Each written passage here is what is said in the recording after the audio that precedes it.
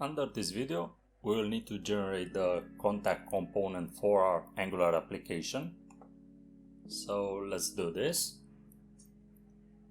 We need to go to the CMD for our terminal and type in ng generate components, and let's call it contact. So this contact component will be added under the components folder. You see it here being generated. We have a HTML file and also a TS file for our TypeScript.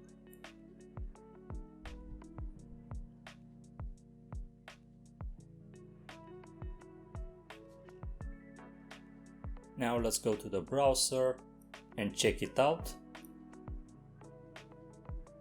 Type in contact and you see that it does not work.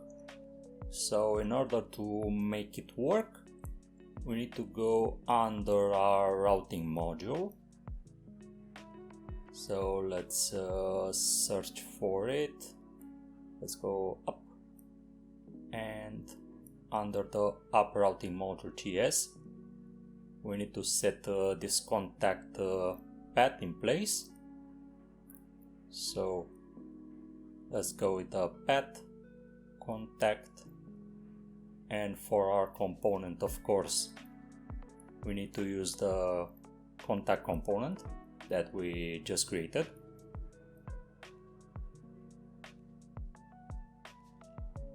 So this will map to the contact component.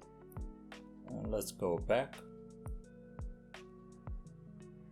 and let's also handle the case that the user will navigate to an unknown page. So in this case, we will redirect the user to the unique component that we have so far. So redirect to contact to the contact component.